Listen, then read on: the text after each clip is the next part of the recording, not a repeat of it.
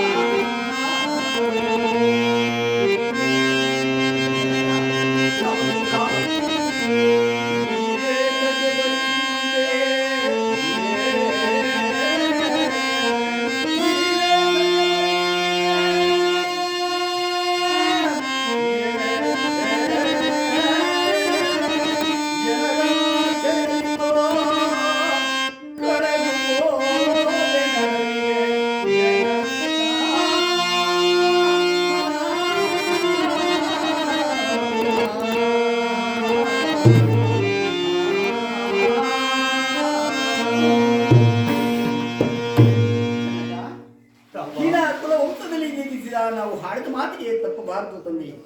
ನಾನು ವನವಾಸಕ್ಕೆ ಹೊರಡುವ ವಿಚಾರವನ್ನು ಸೀತಾ ಲಕ್ಷ್ಮಣರಿಗೂ ನಮ್ಮ ಮಾತೆಯವರಿಗೂ ತಿಳಿಸಿ ಬರುವೆ.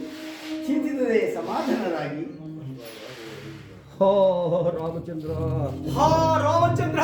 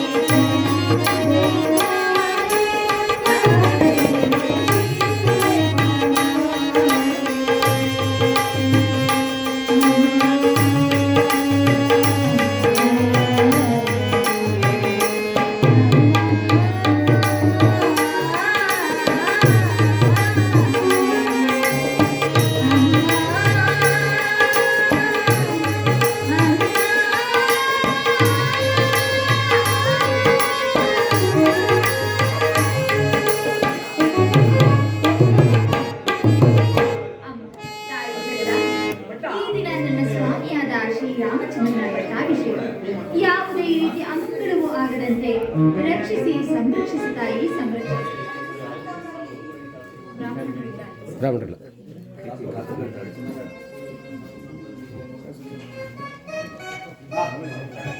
ನನಗೆ ಪಟ್ಟಾಭಿಷೇಕವಾಗಿ ಕಾಪಿ ಎಷ್ಟೋ ಸಂತೋಷದಿಂದಿರುವ ಪ್ರಿಯಾದ ಜಾನಕಿಯೇ, ಈ ವ್ಯಸನಕರವಾದ ವಿಚಾರವನ್ನು ಏನೆಂದು ಕೇಳಿ. ನೀವು ಆಡಂಗಿದ್ರೆ ಆಡಿ ಇದು ಬ್ರಾಹ್ಮಣ ತಗೋ ಯಾರಾದ್ರೂ ನಿಲ್ಸನ ಹಾಂ ಹಾಂ ಸೀತಾ, ಭುವನವನಿತೆ ಮುಡಿದ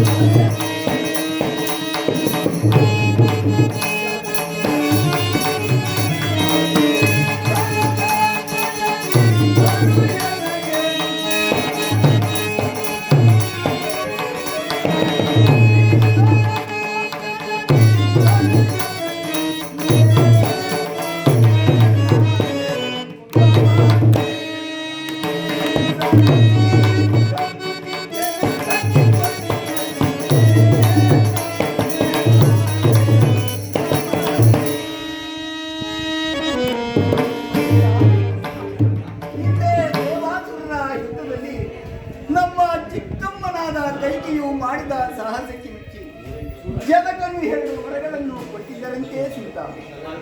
ಈಗ ಚಿಕ್ಕಮ್ಮನಾದ ಕೈಕೆಯು 1ನೇ ವರಕ್ಕೆ ಭರತನಿಗೆ ಕೋಶಲ ದೇಶ ರಾಜಭಟ್ಟ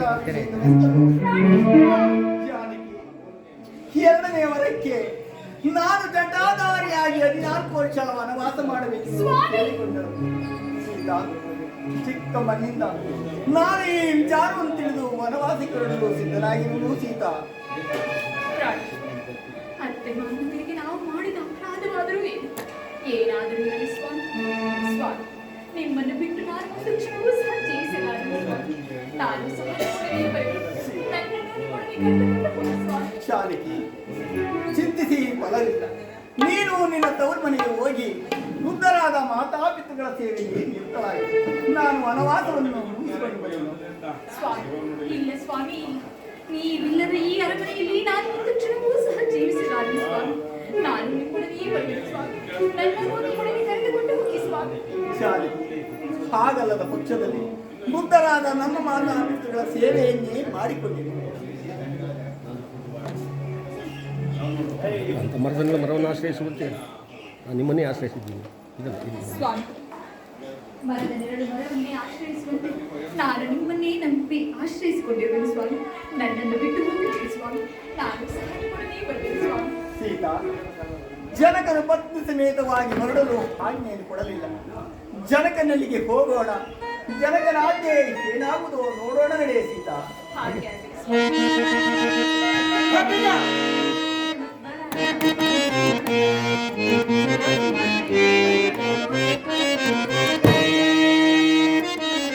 ಏನೋ ಹೇಳ್ತಾವ್ರೆ.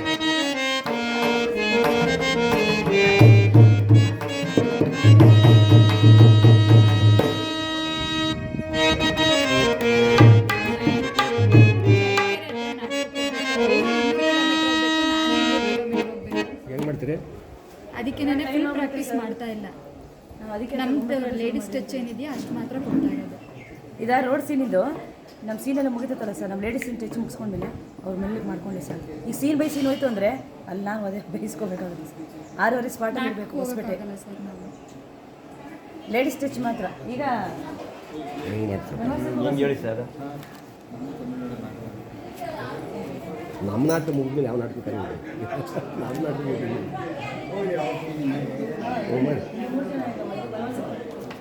ಮಾಡಿ ಸರಿ ಸರ್.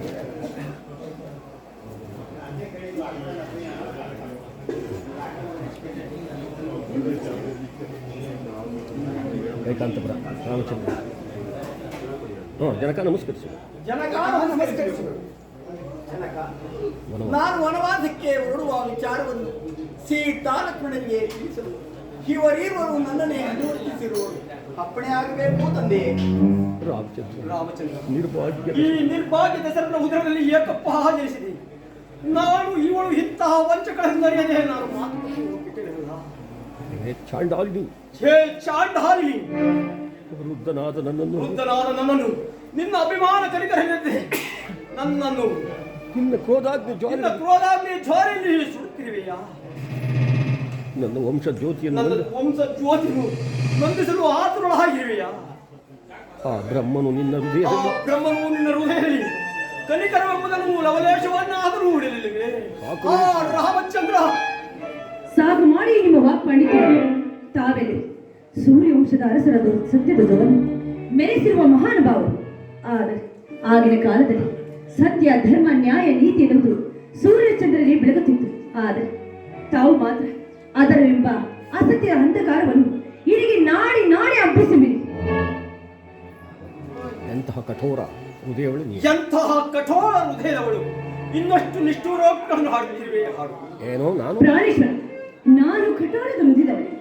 ಸಾಕು ಮಾಡಿ ನಿಮ್ಮ ಉಪದೇಶವನ್ನು. ಜನಕ ವನವಾಸಕ್ಕೆ ಜನಕ ಸಮಾಧಾನವಾಗಿ ವನವಾಸಕ್ಕೆ ವನವಾಸಕ್ಕೆ ಇರುವ ನಮಗೆ ನನ್ನನ್ನು ಹಿಂಬಾಲಿಸುವ ನಮ್ಮನ್ನೇ ಹ್ಞೂ ಸೀತಾಲಕ್ಷ್ಮಣಿಗೆ ಆಶೀರ್ವಾದ ಮಾಡಿ ಅಲ್ಲಿ ಹೇಳ್ಬೇಕು. ನಮಗೆ ಆಶೀರ್ವಾದವನ್ನು ಮಾಡಿ ಕಳಿಸಿಕೊಡಿ ಜನಕ. ರಾಮ ಪತಿಯ ಸಂಗಡ ವನವಾಸಕ್ಕೆ ಹೊರಟಿರುವ ನನಗೂ ಅನ್ನೇನು ನೀಡಿ. ರಾಮಚಂದ್ರ ನಿನ್ನ ನಗಲಿ ನಾನು ರಾಮಚಂದ್ರ ನಿನ್ನ ನಗರಿ ನಾನು ಹೇಗೆ ಜೀವಿಸಿರಪ್ಪ. ಸಿಂಹಾಸನವನ್ನು ಏರು ಸಿದ್ಧರಾಗಿದ್ದ ನಿನಗೆ ತ್ರಿಕಾಲ ಜ್ಞಾನಿಗಳಾದಂತಹ ವಶಿಷ್ಠಾಮುನಿಗಳು ನಿನಗೆ ಕೈಗೆ ಕಟ್ಟಿದ ಕಂಕಣವು ಕಾಡಿನಲ್ಲಿ ಕನ್ನ ಮುರಾರಿಗಳನ್ನು ಸೇವಿಸುವಂತಾಗಿದೆ. ಹೀಗೆ ನಿಮ್ಮ ಪೂಜ್ಯರಾದ ಭಾವನೆ ಪತಿಯ ಸಂಗಡ ವನವಾಸಕ್ಕೆ ಹೊರಟಿರುವ ನನಗೂ ಅನ್ನೇನು. ಸೀತಾ ನೀನು ಸುಧಾ ನಿನ್ನ ಪತಿಯ ಸಂಗಡ ವನವಾಸಕ್ಕೆ ಹೊರಟಿರುವೆ ಆ ಮಗಳೇ. ಹೋಗಲಿ ಬಿಡಿ. ಅಯ್ಯೋ ಪರಮೇಶ್ವರ, ಒಂದೇ ಗೃಹದಲ್ಲಿ ಎಷ್ಟೊಂದು ವ್ಯತ್ಯಾಸ. ಒಬ್ಬಳು ಸಕಲ ಸಿರಿಯನ್ನು ತೊರೆದು ಪತಿಯ ಸಂಗಡ ವನವಾಸಕ್ಕೆ ತೆರಳುವಳು ಅಂದರೆ ಸಹಧರ್ಮಿ, ಮತ್ತೊಬ್ಬಳು ಪತಿಯ ಪ್ರಾಣಾವತಿಗೆ ಸಿದ್ಧರಾಗಿರುವಳು ಗ್ರಹಚಾರಿಣಿ. ಒಂದು ದಾನವಾರ ಹೃದಯ, ಮತ್ತೊಂದು ದೇವತಾ ಹೃದಯ, ಒಂದು ಪಾಪದ ಜರದಿ, ಒಂದು ಪುಣ್ಯದ ನಿಧಿ. ಹಾಗೆ ಹೋಗಿ ಬಾ ಮಗಳಿಗೆ, ಈಗ ಸುಮಂಗಲಿಯಾಗಿ ಹೋಗಿ ಬಾ. ಜನಕ ನಾನು ಕೂಡ ನಾನು ಸಹ ಹೋಗಿ ಲಕ್ಷ್ಮಣ, ಸಕಲ ಶುಭ ಲಕ್ಷಣ. ನೀನೂ ಸಹ ನಿನ್ನ ಅಣ್ಣನ ಸಂಗಡ ವನವಾಸಕ್ಕೆ ಹೊರಟಿರುವೆಯಾ? ಆದರೂ ಹೋಗಲಿ ಬಿಡಿ. ನಿನಗೆ ಹೆಚ್ಚಿಗೆ ಹೇಳಲಾರೆ. ನನ್ನದೊಂದು ಮಾತು ಕಂದ. ರಾಮನೇ ನಿನ್ನ ತಂದೆ ಎಂದು ಭಾವಿಸಿ, ಸೀತಾದೇವಿಯೇ ನಿನ್ನ ತಾಯಿ ಎಂದು ಭಾವಿಸಿ ಅವರ ಸೇವೆಯನ್ನು ಮಾಡಿ ಅಗ್ರಜಾನಂದ ಪಡಿ.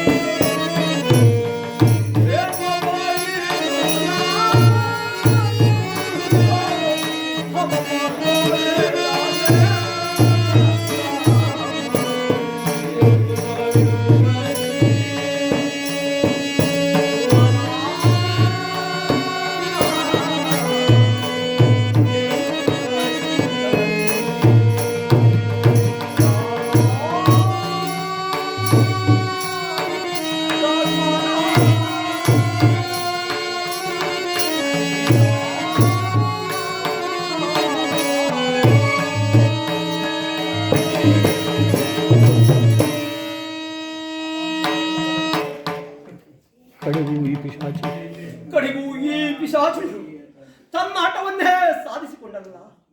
ಕೋಡಿಯಾಗಿ ಹರಿಯುತ್ತಿರುವ ನಮ್ಮಗಳ ಕಣ್ಣೀರು ಈ ಕಠಿಣ ಹೃದಯದ ರಕ್ಕಸಿಯ ಮನಸ್ಸನ್ನು ಕರಗಿಸಲಾರದೆ ಹೋಯಿತೆ. ಸುಮಂತ್ರ, ಇಲ್ಲಿ ಬಾ. ರಾಮಚಂದ್ರನು ಅರಣ್ಯಕ್ಕೆ ಹೋಗುವ 14 ವರ್ಷಗಳ ಕಾಲ ಬೇಕಾಗಿರುವಷ್ಟು ಸಾಮಗ್ರಿಗಳನ್ನು ರಾಮಚಂದ್ರನ ಸಂಗಡ ಕಳಿಸಿಕೊಡುವನಾಗುತ್ತ. ರಾಮಚಂದ್ರನು ಅರಮನೆಯಲ್ಲಿ ಎಷ್ಟು ಸುಖವಾಗಿದ್ದನು, ಅರಣ್ಯದಲ್ಲಿಯೂ ಅಷ್ಟೇ ಸುಖವಾಗಿರಲಿ. ನಿಲ್ಲು ಸುಮಂತ್ರ. ನಿಲ್ಲಪ್ಪ ಸುಮಂತ್ರ, ನಿಲ್ಲು. ಮಹಾರಾಣಿಯವರು ಏನು ಆಜ್ಞೆ ಮಾಡುವಂತಿದೆ ಅದನ್ನು ಕೇಳಿಕೊಂಡೇ ಹೋಗು. ಏನು ಹೇಳಿದ್ರಿ? ರಾಮಚಂದ್ರನ ಹಿಂದೆ ಈ ಅಯೋಧ್ಯೆ ಸಂಪತ್ತೆಲ್ಲವೂ ಆತನ ಹಿಂದೆ ಹೋದರೆ ಕೆನೆ ತೆಗೆದ ಹಾಲನ್ನು ನಿಸ್ಸಾರವಾದ ರಾಜ್ಯವನ್ನು ಕಟ್ಟಿಕೊಂಡು ನನ್ನ ಮಗನಾದ ಭರತನು ಆಳ್ವಿಕೆ ಮಾಡಬೇಕು. ಕೂಡದು. ರಾಮಚಂದ್ರ ಹಿಂದೆ ಏನೂ ಹೋಗಕೂಡದು. ರಾಮಚಂದ್ರ, ವನವಾಸಕ್ಕೆ ಹೊರಟಿರುವ ನಿನಗೆ ಈ ರತ್ನಾಭರಣಗಳ ಅವಶ್ಯಕತೆ ಆದರೆ ನಿನ್ನ ಕಠೋರವಾದ ಮನಸ್ಸನ್ನು ಸಾಕು ಮಾಡು. ಜನಕ ಸಮಾಧಾನ. ರಾಮಚಂದ್ರ, ಅಮ್ಮ, ಈ ಐಶ್ವರ್ಯದಿಂದ ನನಗಾಗತಕ್ಕ ಪ್ರಯೋಜನವೇನು?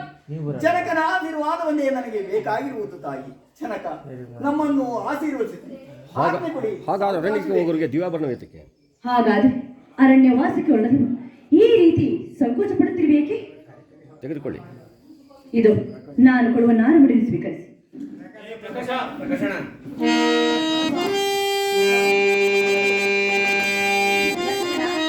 ನೀನು ಸಹ ಹೊರಟಿರುವೆ. ಸೀತಾ,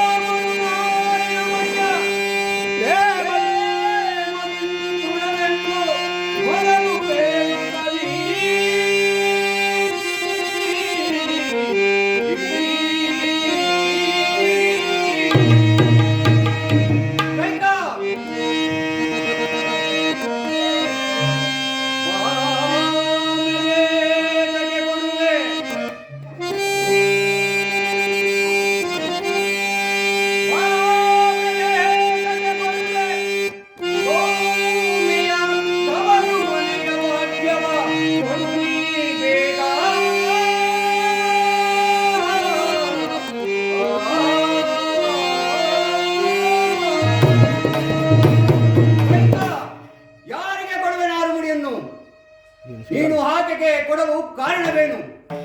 ರಾಮನೊಬ್ಬನ ನಿನ್ನ ನಿಬಂಧನೆಗೆ ಒಳಪಟ್ಟಿರುವನಲ್ಲದೆ ಈಕೆ ಆಜ್ಞೆ ಮಾಡುವ ಅಧಿಕಾರವು ನಿನಗಿರುವುದೇ? ಜ್ಞಾನವಿಲ್ಲದ ಹೆಂಗಸೆ, ಜ್ಞಾನವಿಲ್ಲದ ಹೆಂಗಸೆ, ಮತಿಹೀನಳೆ, ತೆಗೆದುಕೋ ಹಿಂದಕ್ಕೆ. ಆಕೆ ಧರಿಸಿರುವ ಆಭರಣಗಳೆಲ್ಲವೂ ಆ ಜನಕರಾಜನ ಮನೆಯ ಆಭರಣಗಳು, ವಸ್ತ್ರಭೂಷಣಗಳನ್ನು ಧರಿಸಿಕೊಂಡು ರೋಹಿಣಿಯು ಚಂದ್ರನನ್ನು ಹಿಂಬಾಲಿಸುವಂತೆ ಶ್ರೀರಾಮಚಂದ್ರನನ್ನು ಹಿಂಬಾಲಿಸಲಿ. ಮತಿಹೀನ ಹೆಂಗಸೆ, ಬಾಯಿ ಮುಚ್ಚು. ನನ್ನ ಪತಿಗಿಲ್ಲದ ಸ್ವಲ್ಪ ಹುಷಾರಾಗಿರಿ, ಹೊಡೆದ್ಬಿಡ್ತಾನೆ ಅವನು. ನನಗೆ ಅಮ್ಮ ಕೊಡಿ. ನನಗೆ ಆ ನಾರುಮಡಿಯೇ ಸಾಕು.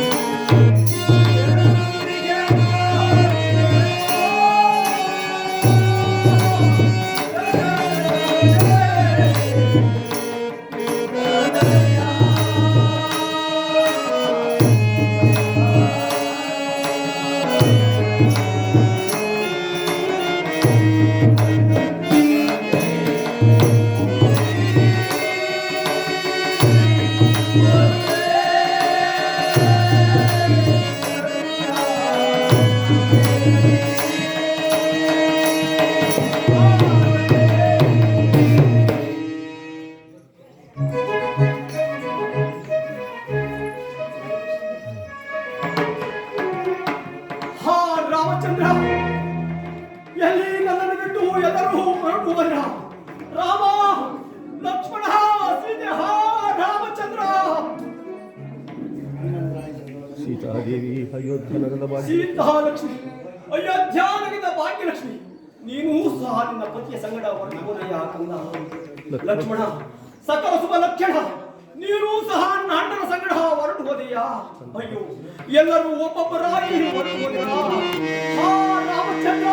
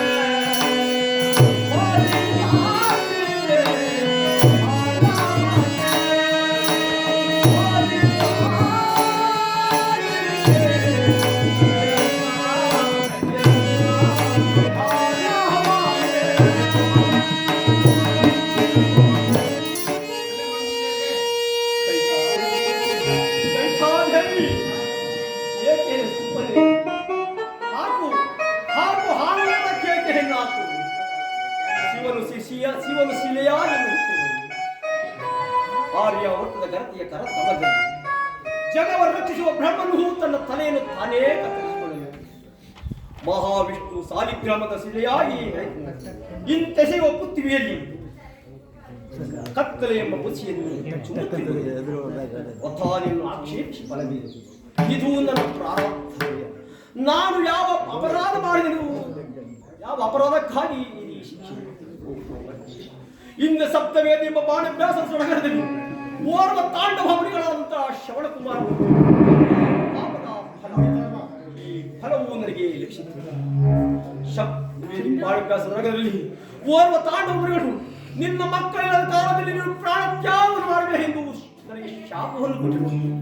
ಈಗ ಆ ಶಾಪವು ನನಗೆ ಅದು ನನ್ನ ರಾಮಚಂದ್ರ ಲಕ್ಷ್ಮಣ, ಸೀತಾ, ಭರತ, ಶತ್ರುಘ್ನರು ಎಲ್ಲರೂ ರಾಜ್ಯವಾಡುವರು.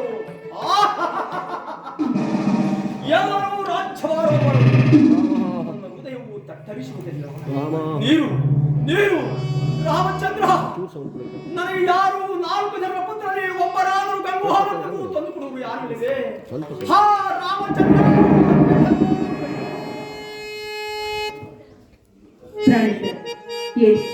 ರಾಮ, ಲಕ್ಷ್ಮಣ, ಸೀತೆ ಎಲ್ಲರೂ ವನವಾಸಕ್ಕೆ ಹೋಗಿದ್ದಾರೆ. ಇನ್ನೇನು ಭರತನನ್ನು ಕರೆಸಿಕೊಂಡು ಈ ಪಟ್ಟಾಭಿಷೇಕಕ್ಕೆ ಸಕಲ ಸಿದ್ಧತೆಗಳನ್ನು ಮಾಡಿಕೊಳ್ಳೋಣ. ಸ್ವಾಮಿ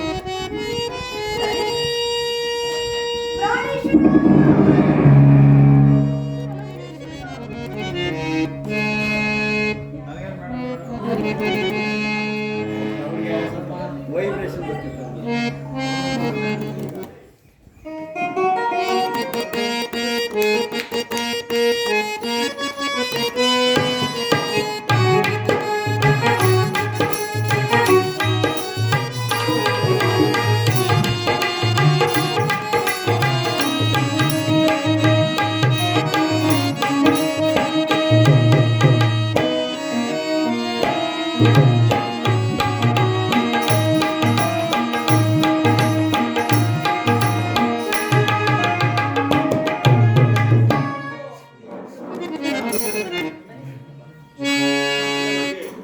ಅಮ್ಮ ನಮಸ್ಕರಿಸಿ.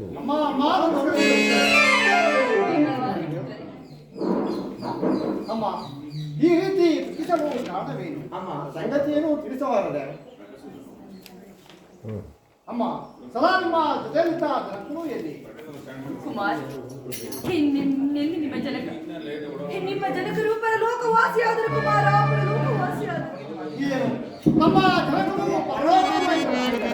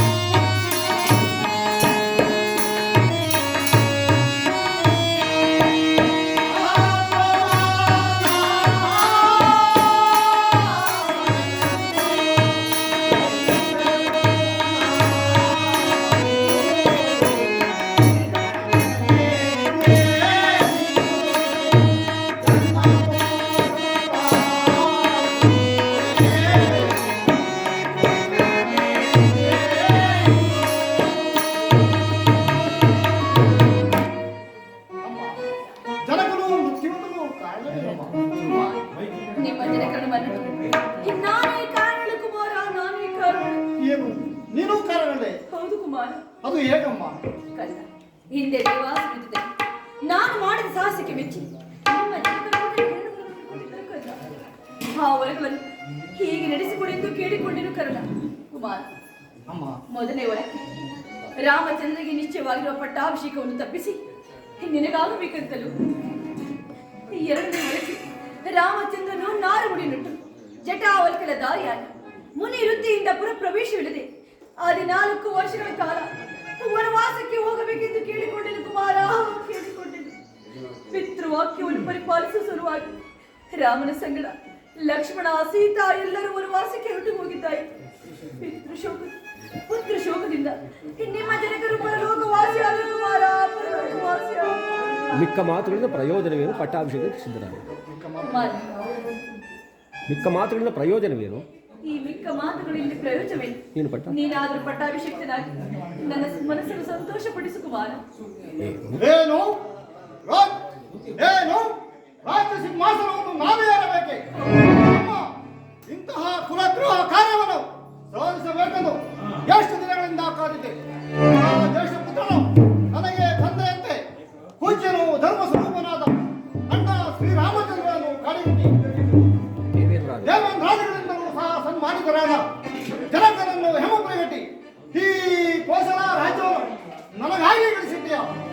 ಎಂತಹ ಮಹತ್ ಕಾರ್ಯವನ್ನು ಮಾಡಿರುತ್ತಾಯಿ. ಅಯ್ಯೋ ಪರಮಾತ್ಮ, ನಾನು ಯಾವ ಜನ್ಮಾಂತರದಲ್ಲಿ ಯಾವ ಘೋರ ಪಾಪವನ್ನು ಮಾಡಿದಕ್ಕಾಗಿ ಈ ಕುಲಘಾತಕಿಯಾದ ಸೋದರನ ಭಕ್ತನು ಆದ ನನಗೆ ಈ ವಿಷಮೃತ ಹೃದಯ ಆದ ಪುತ್ರ ಆದದ್ದಾಗಿ ಹೋಯ್ತು. ಆದದ್ದು ಆಗಿ ಹೋಯಿತು. ಸಿಂಹಾಸನ ಗತಿಸುವಾದ ಕಾಲಕ್ಕೆ ಚಿಂತಿಸಿ ಫಲವಿಲ್ಲ. ಸಿಂಹಾಸನ. ನೀನಾದರೂ ಸಿಂಹಾಸನದಲ್ಲಿ ಈ ತಾಯಿಯ ಹೃದಯವನ್ನು ಸಂತೋಷಪಡಿಸು ಕುಮಾರ. ಛೇ, ಏನು ರಾಜ್ಯ ಸಿಂಹಾಸನವನ್ನು ನಾನು ಏರಬೇಕೆ? ನಾನು ಸಿಂಹಾಸನ ಕುಲಘಾತಕಿಯಾದ ನೀನು ಅಗಾಧವಾದ ದುರಾಸೆ ಎಂಬ ತಳಾದಿಯ ಮೇಲೆ ಅಸೂಯೆ, ವಿವೇಕ, ಸಭ್ಯತೆ, ಪತಿದ್ರೋಹ ಅವುಗಳ ಮೇಲೆ ಸುಖದ್ರೋಹ, ಸುಪತ್ನಿ ದ್ರೋಹ, ರಾಜ್ಯದ್ರೋಹಗಳೆಂಬ ತೊಲೆಗಳನ್ನೇರಿಸಿ ಅಪಾರ ದುಃಖ ಮಂದಿರವನ್ನು ರಚಿಸಿ ಅದರಲ್ಲಿ ಅಜ್ಞಾನವೆಂಬ ವಿಶಾಲ ವೇದಿಕೆ ಮೇಲೆ ಅನ್ಯಾಯ, ಅಪಕೀರ್ತಿ, ಅಸಭ್ಯತೆ, ಅರಿಷ್ಟಗಳೆಂಬ ಚತುಷ್ಪಾದಗಳ ಮೇಲೆ ಅಧರ್ಮ ಸಿಂಹಾಸನವನ್ನು ರಚಿಸಿ ಅದರ ಮೇಲೆ ನನ್ನನ್ನು ಕುಳ್ಳಿರಿಸಬೇಕೆಂದು ಹೊರಡಿಸಿದ್ಯಾ. ಛೇಡಾಕಿನಿ, ನಿನ್ನಂತ ನೀಚಳು ಸೂರ್ಯವಂಶದ ವಿಖ್ಯಾತ ಚಕ್ರವರ್ತಿ ಸಾರ್ವಭೌಮನಿಗೆ ಪ್ರಜ್ವಲಿಸುವ ರತ್ನದಿಂತಿದ್ದನೇನೋ ಪ್ರಳಯಾಜ್ಞೆಯಾಗಿ ಸುಖ ಸಂತೋಷಗಳನ್ನು ಅಂತ್ಯ ಮಾಡಿದೆ.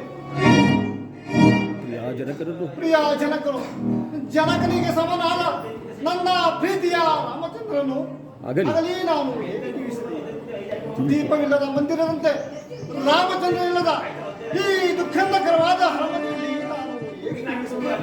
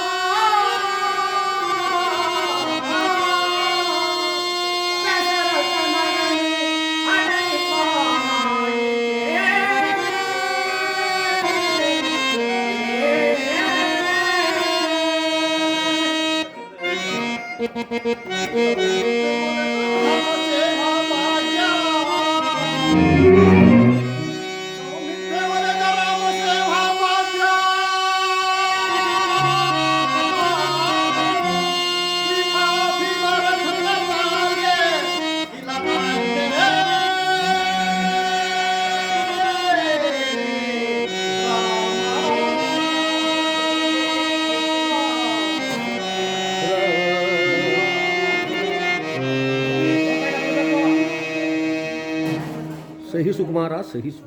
ಸಹಿಸು ಕುಮಾರ, ಸಹಿಸು. ನಾನು ಮನಗಳು ದಹಿಸುತ್ತಿರುವಾಗ ಸಹಿಸಬೇಕಂತೆ. ಇನ್ನು ನನಗೆ ಶಾಂತಿ ಎಲ್ಲಿಯುವುದು, ಸಹನ ಎಲ್ಲಿಯುವುದು? ಕೆಲವು ಕುಲಘಾತಕಿಯಾದ ನೀನು, ನಿರ್ಮಲನಾದ ನೀನು, ಕೈಗೆ ವಂಶ ಸುಧಾಕರಲ್ಲಿ ಕಾಲಕೂಟ ವಿಷಮೂರ್ತಿಯಂತೆ ಜನಿಸಿ ಉಭಯ ಮಂಗಳ ಕೀರ್ತಿಯನ್ನು ಸುಟ್ಟಿಬಿಟ್ಟೆಯಲ್ಲ. ಸೂರ್ಯ ವಂಶದ ಸುಖ ಸೌಭಾಗ್ಯಗಳಂತೆ ಅಂತ್ಯ ಮಾಡಿದ ಕಡೋರ ರಾಕ್ಷಸಿಯಾದ ನೀನು ನನಗೆ ತಾಯಿಯಲ್ಲ, ನಾನು ನಿನಗೆ ಮಗನು. ನಿನ್ನ ಅಧರ್ಮ ವರ್ತನೆಯಿಂದ ಈ ಲೋಕಕ್ಕೆ ಮಹಾ ಕಂಟಕವಾಗಿರುವೆ. ಈ ಲೋಕ ಕಂಟಕರು ಒದಗಿಸುವುದು ಕ್ಷತ್ರಿಯರ ಕರ್ತವ್ಯ. ಆದ ಕಾರಣ ಆ ಕಾರಣ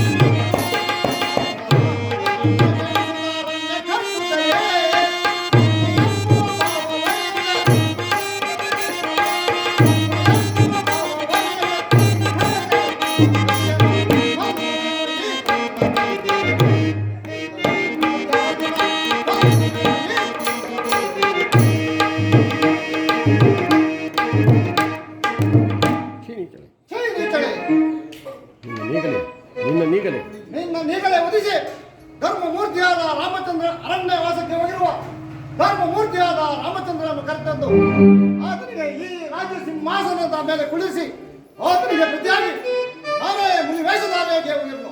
ಆದ ಕಾರಣ